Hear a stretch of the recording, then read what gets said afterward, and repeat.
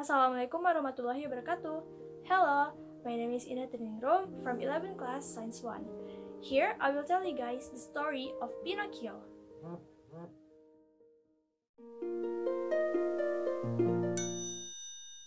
Once upon a time, in Italy, lived an old carpenter named Geppetto.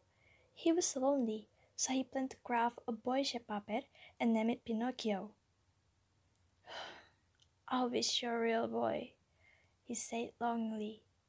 But one night, a blue fairy who heard Geppetto's words granted his wishes. She sprinkled some magic powder on the puppet and brought Pinocchio to life. The fairy then told him, "Now, you've become a living puppet, but if you want to be a real boy, you have to be good and make your father, Geppetto, proud of you." Geppetto was so happy finding his puppet was now alive.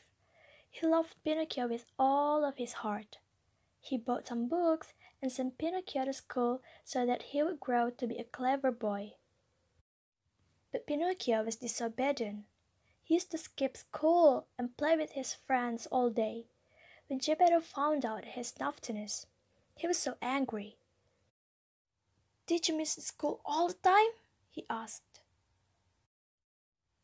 Pinocchio didn't tell the truth. "No, father, I was studying in school every day," he lied. Instantly, his wooden nose began to grow long.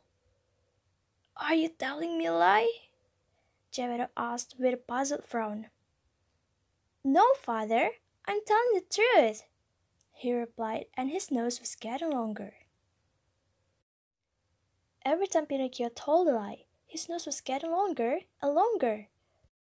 Geppetto had to ask his friend, the woodpecker, to pack Pinocchio's nose to its initial size. Every time he did a bad thing or naughtiness, Pinocchio used to give his word that he would be a good boy next time. In a little while, Pinocchio forgot all his promises. "School isn't fun at all, and it's so boring. I don't want to study anymore. I want to have some great adventures," he thought. So Pinocchio decided to leave home and join a circus.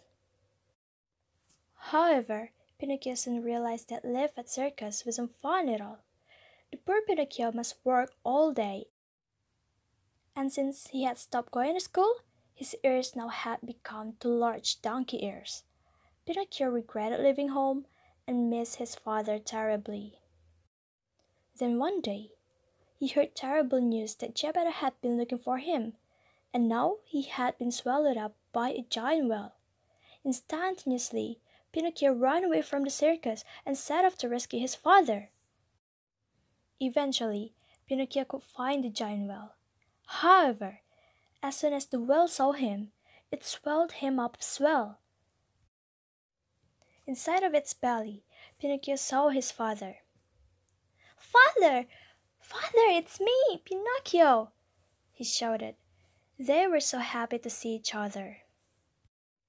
"Hey, I've got an idea to get out of here," said Pinocchio. Then he began tickling the giant whale's stomach. As soon as it opened its mouth and was going to give a big sneeze, Pinocchio and Geppetto made their way to get out of the whale. At the end, Pinocchio and Geppetto got home safely. The blue fairy was so happy with Pinocchio's courage. As a gift, she magically turned Pinocchio into a real flesh and blood boy.